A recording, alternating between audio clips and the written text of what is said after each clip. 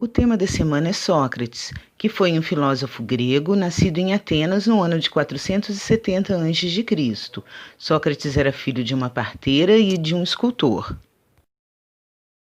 Desde a antiguidade à Idade Média, que os filósofos queriam saber como nós fazemos para aprender alguma coisa, exceto um grupo de filósofos chamados céticos que duvidam que seja possível alcançar a verdade sobre algo.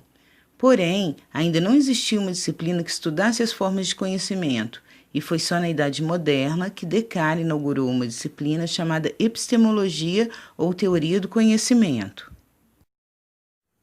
Sócrates foi um grande professor, mas não escrevia sobre suas ideias. Então, para divulgá-las, seus alunos contavam histórias como se ele fosse um personagem.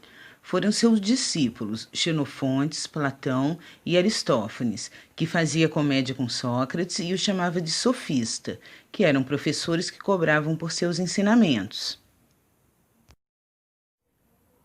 O filósofo andava pelas ruas de Atenas conversando com todos e usando o seu método de investigação, que partia da afirmação de que nada sabia.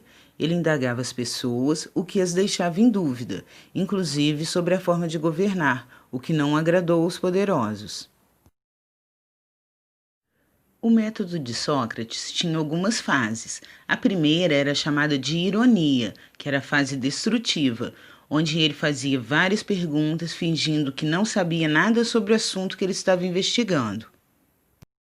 A segunda etapa do método se chama maiêutica, que é parto em grego, pois do diálogo nascem as ideias.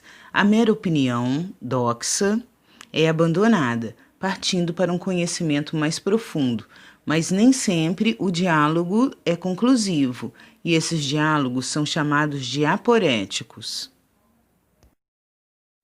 Nos seus diálogos, Sócrates dá muita importância às questões morais, por isso questiona o que é justiça, o que é verdade e o que é amizade. Ele, inclusive, inventa novas palavras ou muda o seu sentido para conceituar precisamente alguma coisa. Por exemplo, a palavra logos, que é usada por ele no sentido de razão, antes era usada no sentido de conversa. O último parágrafo é um exemplo do uso do método de questionamento de Sócrates.